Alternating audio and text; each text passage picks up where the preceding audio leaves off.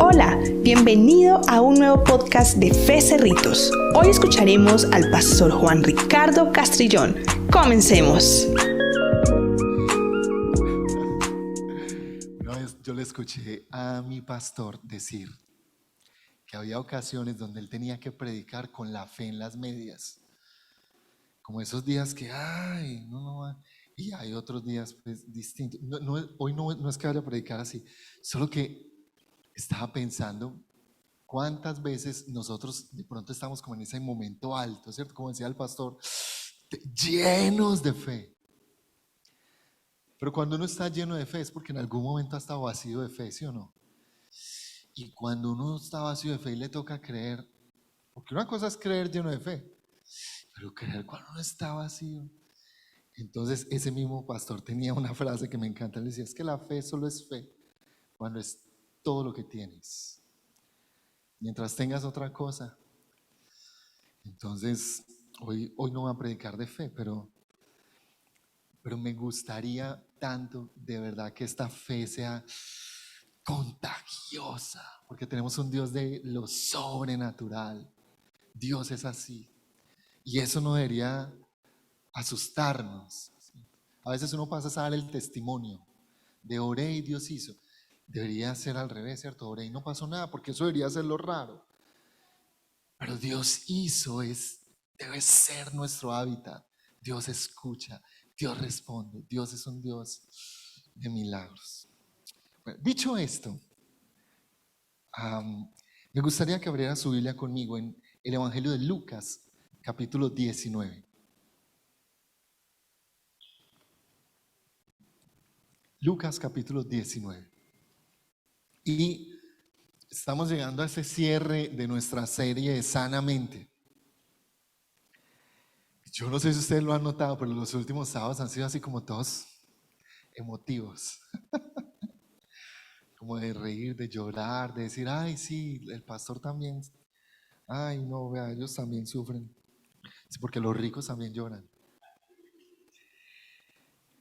Y hace unos años, esto mi esposa y yo, seguro ustedes no lo han escuchado por ahí someramente, solo hablamos a profundidad del asunto cuando lo amerita, pero hace algunos años mi esposa tuvo un largo periodo de depresión, una depresión que se activó con un parto. Entonces a eso le llaman depresión postparto y fue larguísima. Fueron 2 años largos, muy difíciles.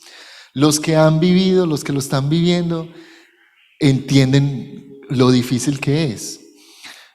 Sobre todo cuando la gente alrededor no lo comprende. Entonces la gente que no comprende eso dice, pero tan bobos, porque están tristes, ¿cierto? Están sanos, son bonitos, tienen plata, profesión, los hijos, porque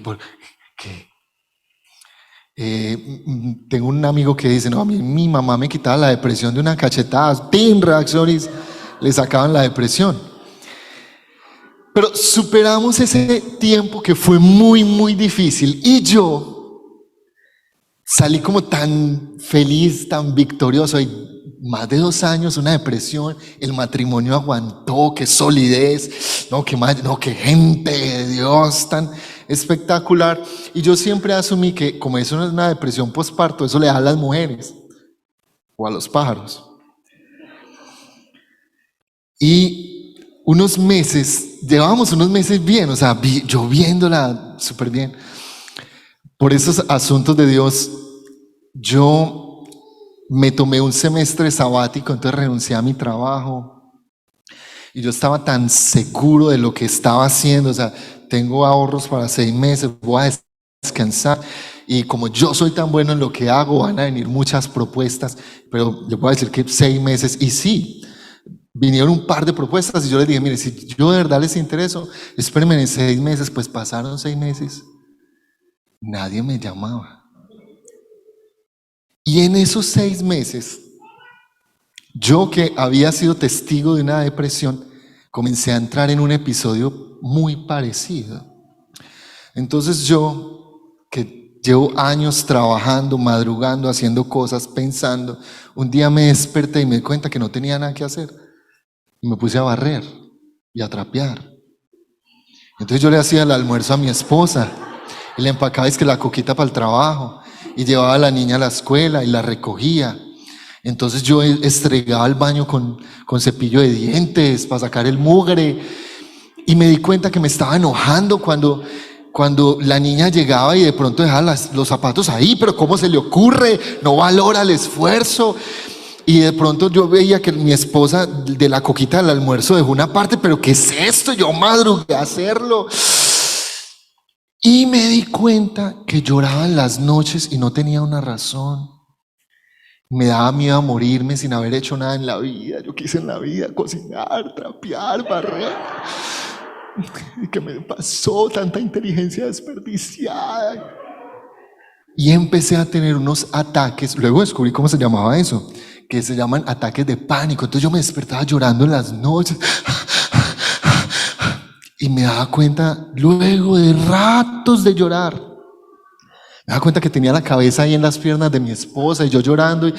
Pero, ¿qué pasó? Yo soy un hombre, ¿qué es esto? Esto no puede ser, me están haciendo brujería.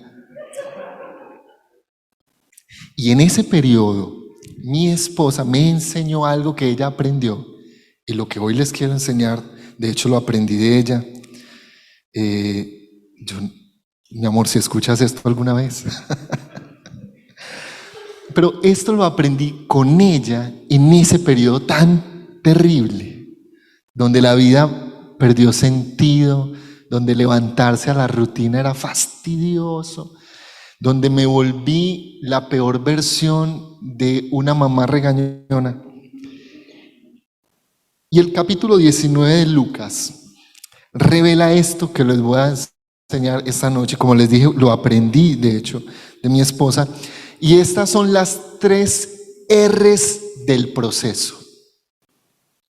Y para los que toman nota, estas son las 3 R's del proceso. ¿De cuál proceso? Del proceso en el que Dios lo mete, que por cierto es un proceso que se puede repetir en muchos momentos. Ninguna de estas R's que les voy a mostrar pasan una sola vez. No, eso es algo que sucede en distintos momentos de la vida.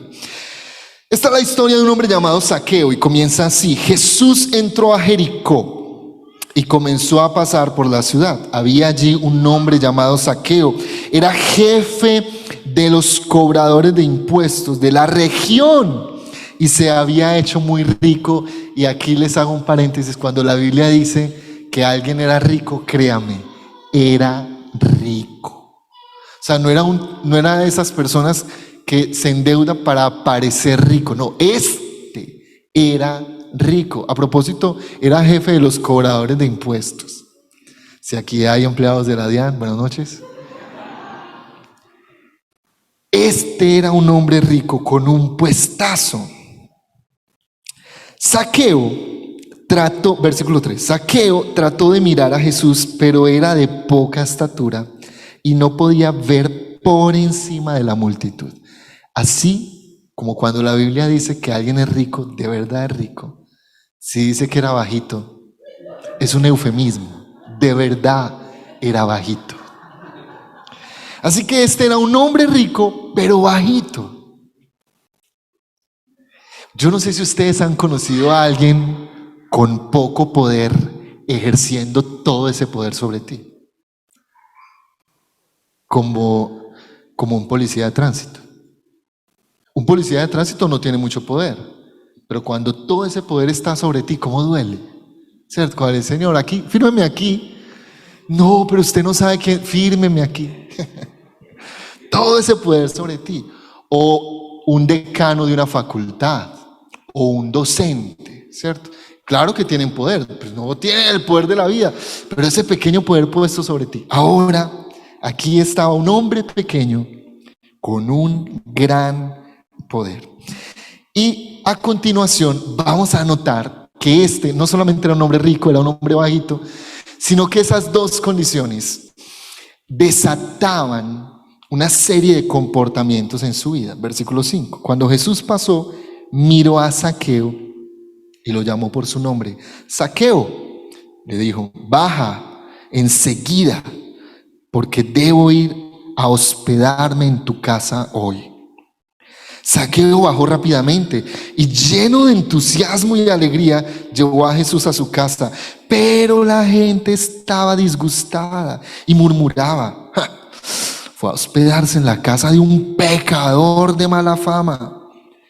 Mientras tanto, Zaqueo se puso en pie delante del Señor y dijo: Señor, daré la mitad de mi riqueza a los pobres. Y si estafé a alguien con sus impuestos, le devolveré 4 veces más. Jesús respondió: la salvación ha venido hoy a esta casa, porque este hombre ha demostrado ser un verdadero hijo de Abraham. Pues Jesús, el Hijo del Hombre, vino a buscar y a salvar a los que estaban perdidos. Bueno, este es un hombre bajito. Y en las conversaciones que hemos tenido los últimos fines de semana nos hemos dado cuenta que muchas de nuestras heridas tienen que ver con las cosas que consideramos faltantes. La gente bajita a veces sufre por la gente alta. Y este Zaqueo seguramente había sufrido, porque si la Biblia dice que era bajito, no era un asunto menor. Ahora, la cosa interesante es que este hombre bajito se volvió muy poderoso. Ahora, ustedes se imaginan a Zaqueo cobrándole impuestos a los que lo molestaban. Eso es una oportunidad fantástica de ejercer venganza. Ahora, la venganza a veces es como una forma de sanarse, pero es evidente que no trae sanidad. Entonces aquí hay un hombre rico que seguramente fue molestado y fue herido y fue lastimado, pero tenía el poder para vengarse. Y parece que lo hizo muy bien, porque se hizo rico robando. Y tenía mala fama. Y seguramente esa mala fama a él no le importaba, porque al fin y al cabo él era bajito y lo molestaban, así que el mundo merecía que él les hiciera lo que les hacía. Y algunos de ustedes saben de qué estoy hablando, ¿cierto? Porque cuando uno lo molestan mucho, uno dice: chupen, tengan también, porque llora, y me hicieron más y yo vea, y aquí estoy. ¿Han usado frases como esta o las han escuchado? Yo recuerdo esa frase con alguien en algún lugar del mundo, cuando alteraba los contadores de la electricidad. Hey, pero eso roban, no, más me roban a mí. O sea, gente, por ejemplo, o cuando golpeamos a otro, porque hemos sido nosotros golpeados. Así que Zaqueo robaba, tenía mala fama, seguramente no le importaba, porque él había sido también lastimado en algún momento. Y en esta historia entonces Jesús encuentra a un hombre lastimado y comienza un proceso. Hay unos asuntos interesantes que no son menores, y no voy a profundizar en esto, pero quiero mencionarlos. Una de ellas es que Zaqueo intenta ver a Jesús, y seguramente la razón es que Zaqueo conocía la fama de Jesús, de lo que pasaba cuando la gente se encontraba con Jesús, pero por bajito no pudo. Así que se trepó a un árbol. Y noten que esto obviamente no es literal, pero sí es un ejemplo de lo que normalmente hacemos para tratar de sanarnos. Y es que por nuestros propios medios buscamos encontrar a Dios para que nos sane, o usar la fe para sanarnos por nuestros propios medios. Entonces ahí nos escudamos muchas veces en la religión, por ejemplo. Entonces hay gente que muy herida y muy lastimada fielmente va a una iglesia, la que sea, tratando como Zaqueo de montarse a un árbol para ver a Jesús. Pero la religión no nos sana y no nos acerca a Jesús. ¿No les parece eso raro? Pero a veces la religión nos esconde a Jesús. Porque la religión a veces tiene tantos métodos, tantas normas, tantas reglas para acercarse a Jesús, que nos lo pone muy lejos. Tan especial que entonces aquí Jesús llega hasta el árbol y lo llama. La segunda cosa interesante que quiero que noten acá es que Jesús sabía su nombre. Jesús le dijo: Zaqueo, bájate. Dios nos conoce y Dios conoce nuestras heridas, y eso debería ser aterrador, porque a veces las tratamos de esconder. Yo no sé si se vieron la película de Batman. Hay un personaje que se vuelve enemigo de Batman porque vive lo suficiente para volverse villano, y es el doble cara. Entonces una parte de su cara está bien y la otra está absolutamente quemada. Y yo siempre he pensado que nosotros usamos eso con Dios. Entonces nos presentamos delante de Dios mostrando nuestro lado, nuestro mejor lado. Y cuando Dios hace las preguntas difíciles de cómo estamos, bien, bien, ahí vamos, ¿no? Leyendo la Biblia, orando, intentando ser como tú. Pero nuestro lado desfigurado lo escondemos. La verdad es que Dios lo conoce bien, muy bien. Y la cosa aterradora también con eso es que Dios siempre quiere hablar de nuestro lado desfigurado. Yo no sé por qué Él nunca quiere hablar del lado bonito. Él quiere hablar del lado desfigurado, de esa cosa que escondemos, de la que nos avergüenza, de esa que uno mete bajo el tapete. Dios quiere hablar de eso. Así que aquí está Jesús acercándose a Zaqueo y lo llama por su nombre. Y aquí aparece en esta historia la primera R del proceso. Y esta R se llama restauración. Lo primero que Jesús hace con nosotros es restaurarnos. Y como les dije, esto es cíclico. O sea, no es como Dios me restauró una sola vez, no. Hay momentos donde algo se hiere, se lastima y se daña en nuestra vida y Jesús tiene que restaurar nuevamente. ¿Qué es restaurar? Pues restaurar tiene que ver con lo último que menciona esta historia del versículo 10. Dice que el Hijo de Dios vino a buscar al que se había perdido, lo que se había perdido. Pues cuando uno restaura algo es porque se dañó. Cuando uno busca algo es porque no está en el lugar que debería estar. Pues todos nosotros estábamos perdidos. Dios nos hizo y nos puso en un lugar. Nos fuimos de ese lugar y Jesús vino a volvernos a poner en ese lugar. Nos perdimos, nos dañamos y Él quiere restaurarnos. Esa es la primera R. Así que la restauración aquí comienza con ese encuentro. Zaqueo estaba intentando acercarse a Jesús por sus propios medios, pero Jesús lo baja de esa nube y le muestra que no es así, que es con sus medios, los medios de Jesús. Él nos restaura, se acerca. La restauración tiene que ver con volver a ser lo que Dios ha dicho que somos. ¿Me estoy explicando? Tiene que ver con eso. A veces hemos estado tan lejos de esa imagen, del lugar donde Dios nos puso, que hemos convencido que somos algo que Dios no ha dicho que somos. Entonces nos hemos convencido que somos rencorosos o que jamás podemos cambiar ese hábito, que nunca podremos renunciar a que yo soy así. Pero tú no eres así, solo estás perdido. Necesitas ser restaurado. Necesitas que te vuelvan a poner en ese estado original. ¿Cuál es ese estado original? El estado de relación con Dios.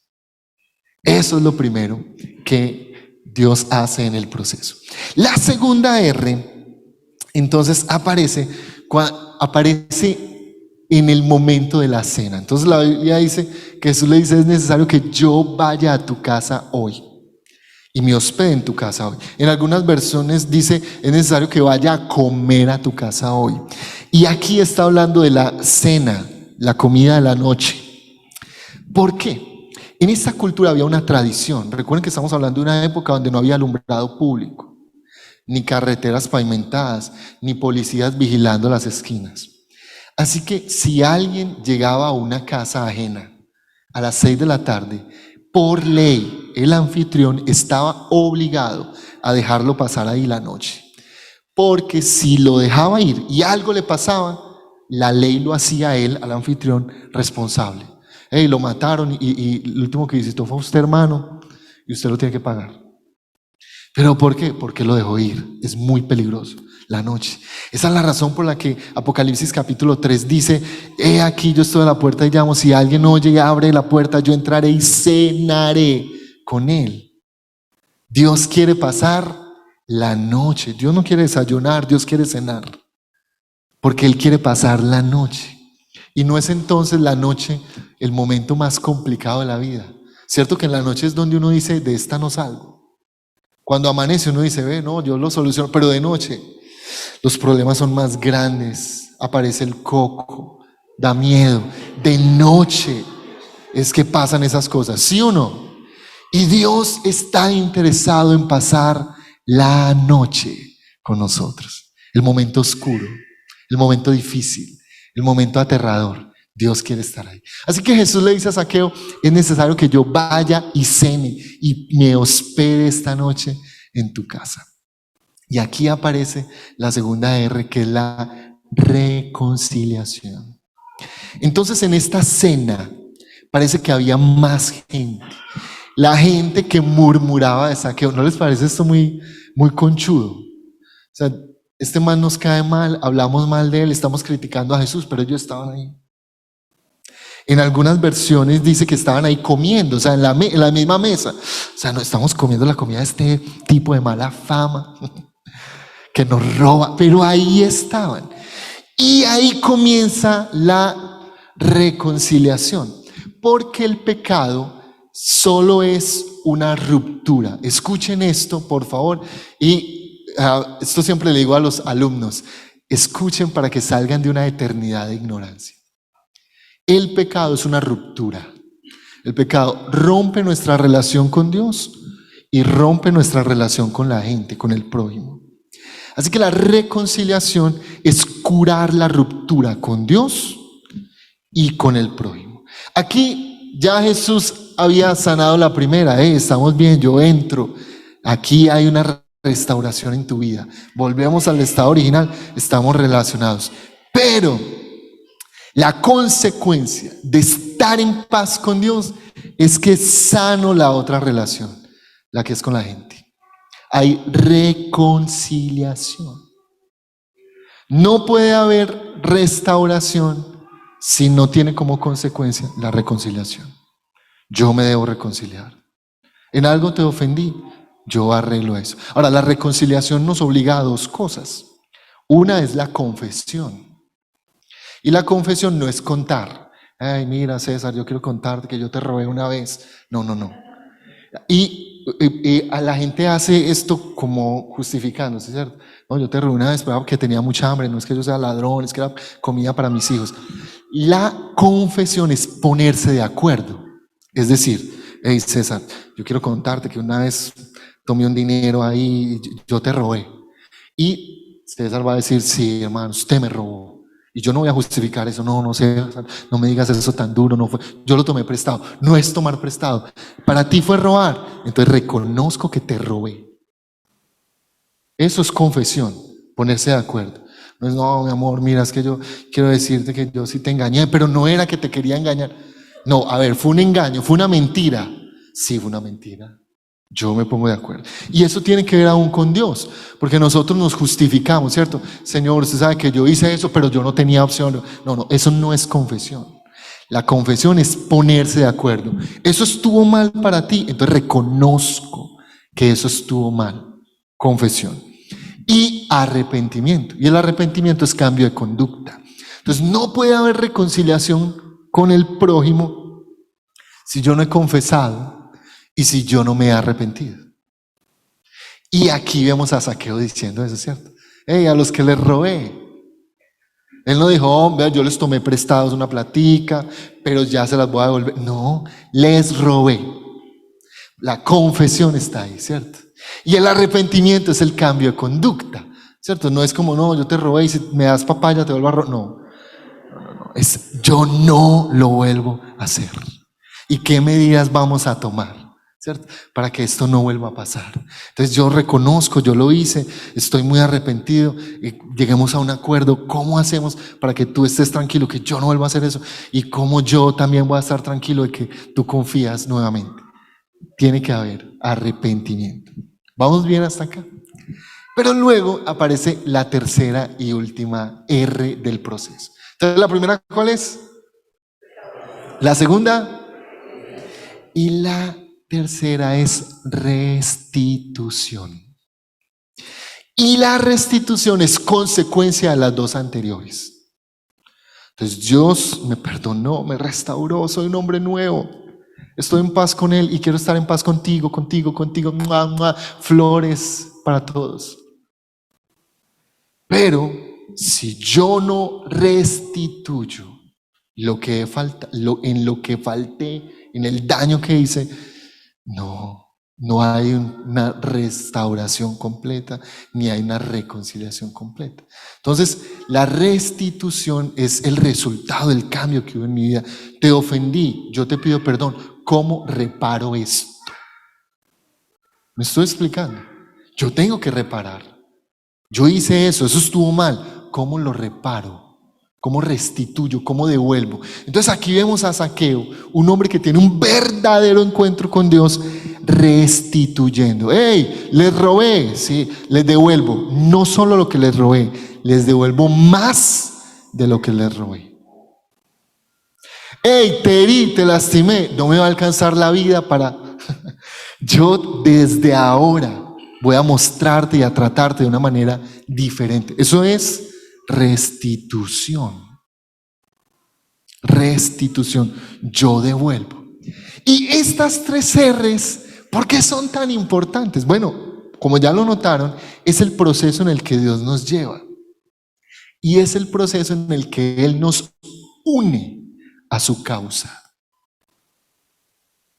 Una de las cosas que yo descubrí en esos meses de los que les hablé ahora, que estaba tan llevado, es que la depresión o la ansiedad es resultado también de la falta de propósito, de la falta de intención, del por qué estoy, del para qué me levanto.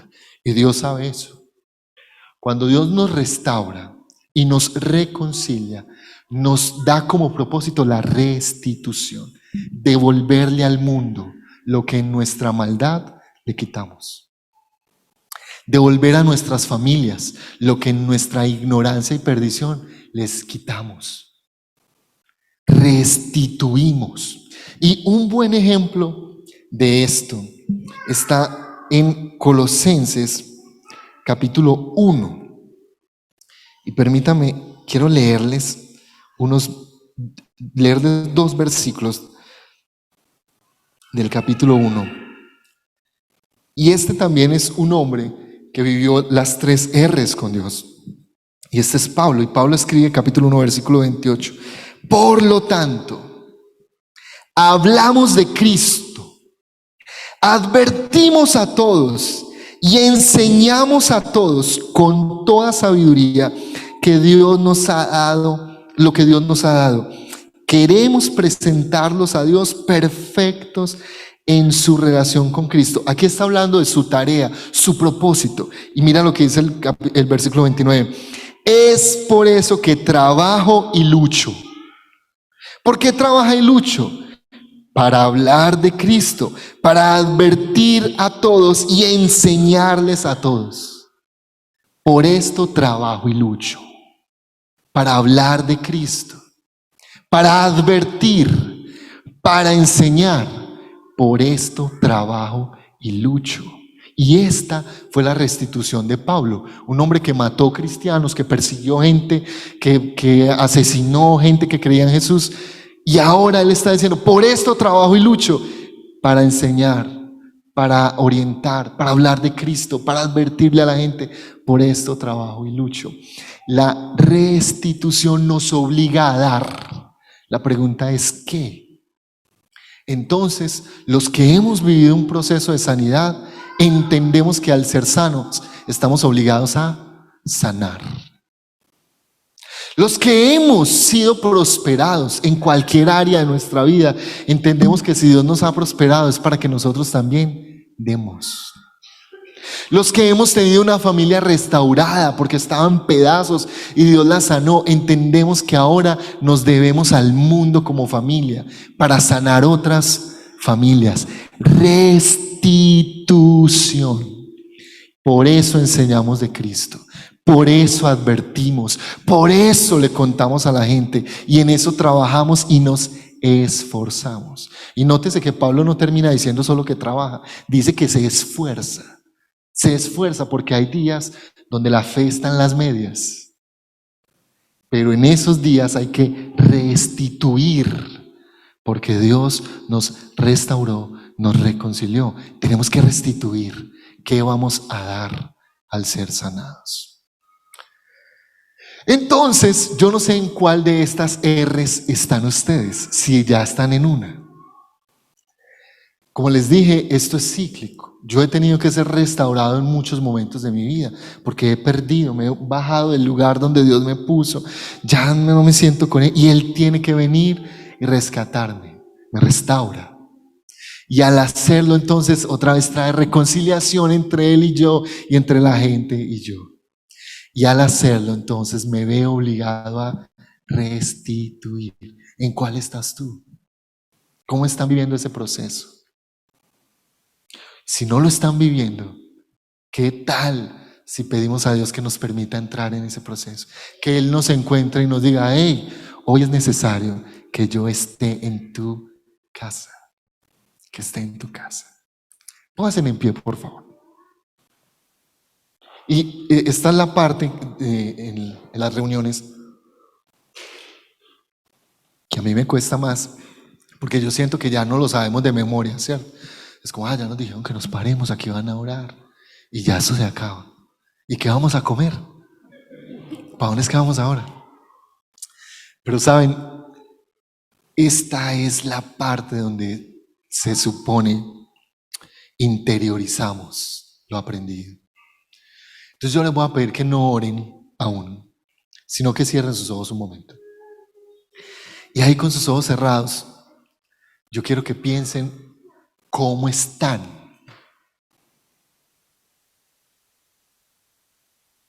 Realmente cómo están. Sienten que están en la posición que deberían estar, que ustedes son delante de Dios lo que deben ser. Se sienten hijos de Dios, aceptados y amados.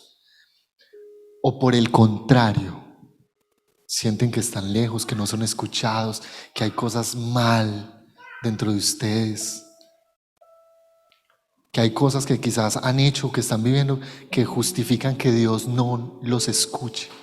¿Cómo estás? ¿Cómo te sientes? Porque esta noche yo quiero presentarte a Jesús, que es un experto en la restauración. Y Él puede devolverte tu estado original, que es junto a Él, que es cerca de Él. Quiero que se examinen también y piensen cómo están sus relaciones. Y seguramente si yo te pregunto cómo estás con Dios, tú vas a decir bien, bien. Pero ¿cómo está tu relación con la gente que amas? Con los que están a tu lado, con tus hijos, ¿cómo están?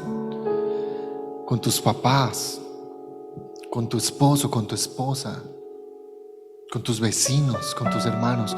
¿Cómo está esa relación?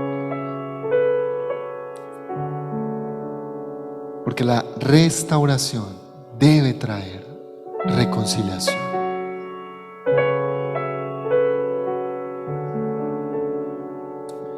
Entonces, ahora sí yo te voy a pedir que con tus ojitos cerrados, ahí como en esa habitación privada, tú hagas esa oración sincera delante de Dios y le pidas si es necesario restaurar algún área en tu ser. No sé cuál, pero si ya lo viste tú puedes decir, Señor, ven, así como lo hiciste con Zaqueo, ven a mi vida, ven a mi casa,